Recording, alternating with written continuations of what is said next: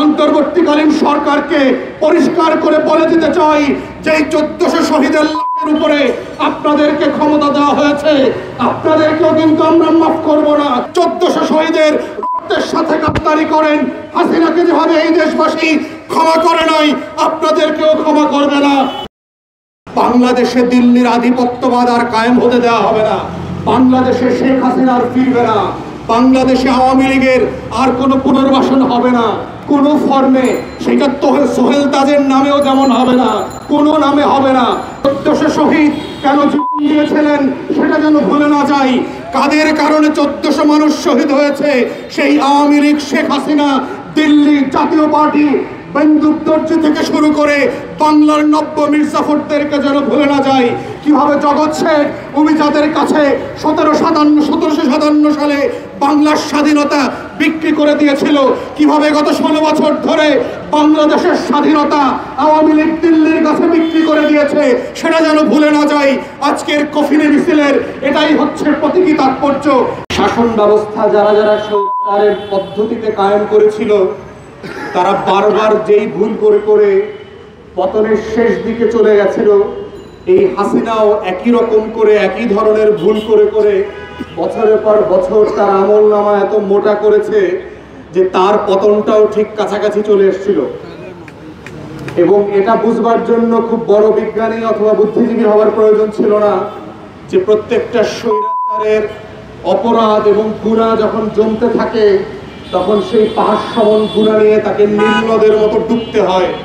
এবং আমরাও দেখেছি বারবার কিভাবে এই হাসিনার পতনের জন্য যেই যে উপকরণগুলো দরকার ছিল, পানিতে ডোবা দরকার ছিল এবং মোদিস্থানে পালিয়ে যাওয়ার মতো প্লট তৈরি করবার প্রয়োজন ছিল, সেইটা কিভাবে সে তার সেই কবরস্থানের মাটি এক মুঠ করে করে বারবার গত 16 বছর ধরে তৈরি করেছে এবং দিন শেষে সেই মাটিটা পর্যন্ত বিমানে করে নিয়ে যেতে পারে নাই, তার মাটি ছাড়াই বিমানে করে যেতে হয়েছে, তার লুটের সম্পত্তি পর্যন্ত নিয়ে যেতে পারে নাই।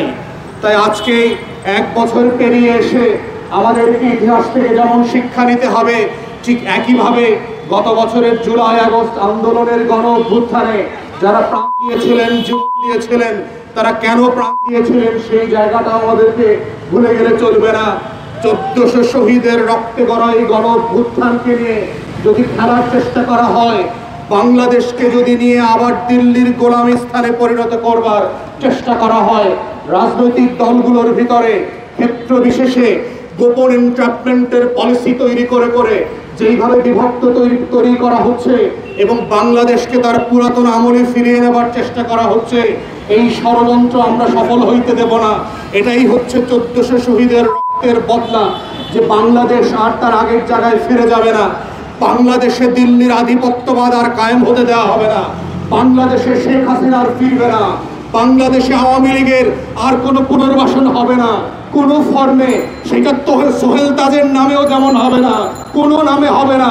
আওয়ামী লীগের লেসপেন্সার দিয়ে কোনো পরিচ্ছন্ন আওয়ামী লীগের নামে বাংলাদেশে নৌকা শেখ হাসিনাকে পুনর্বাসন করবার রাজনীতি সামরিক এবং বেসামরিক আমলারা যদি কেউ করবার চেষ্টা করে, 24-এ ফিরে যান, আবু সাইদ মুগ্ধরা আবার ফিরে আসবে, আবার বুক চেতিয়ে দেবে, আপনাদের হাজার হাজার স্নাইপারের বুলেট খালি হয়ে যাবে, কিন্তু বাংলাদেশের লাল সবুজের পতাকায় আওয়ামী লীগের দালালিপনা, দিল্লির আধিপত্যবাদ আর ফিরে আসতে দেওয়া হবে না। এটাই হচ্ছে বাংলাদেশে 1400 শহীদের গণ অভ্যুত্থানের প্রতি 25 বছর পরে 2025 সালে এসে আমাদের অঙ্গীকার। এবং এই অঙ্গীকারের অংশ হিসাবে আজকে এবি পার্টি এই কাফন মিছিল করে জাতিকে, দেশবাসীকে মনে করিয়ে দিতে চাচ্ছে 1400 শহীদকে যেন আমরা ভুলে না যাই। এবং এটাই আমরা ঢাকাবাসী এবং দেশবাসীকে স্মরণ করিয়ে দিতে চাই। সোহেল তাজের সাথে অন্তর্বর্তীকালীন সরকারের মিটিং নিয়ে যে উচ্ছ্বাস আমরা দেখতে পাচ্ছি, এটাই হচ্ছে পিছনের দরজা দিয়ে আওয়ামী লীগকে পুনর্বাসন করবার রাজনীতি। অন্তর্বর্তীকালীন সরকারকে পরিষ্কার করে বলে দিতে চাই যে 1400 শহীদের লাশের উপরে আপনাদেরকে ক্ষমতা দেওয়া হয়েছে, আপনাদেরকেও কিন্তু আমরা মাফ করব না। যদি আপনারাও লেনদুপ্তর্জি হয়ে যান, আপনারাও মির্জাফরের মতো বাংলাদেশের লাল সবুজের পতাকার সাথে গাদ্দারি করেন, 1400 শহীদের রক্তের সাথে গাদ্দারি করেন, হাসিনাকে যেভাবে এই দেশবাসী ক্ষমা করে নাই, আপনাদেরকেও ক্ষমা করবে।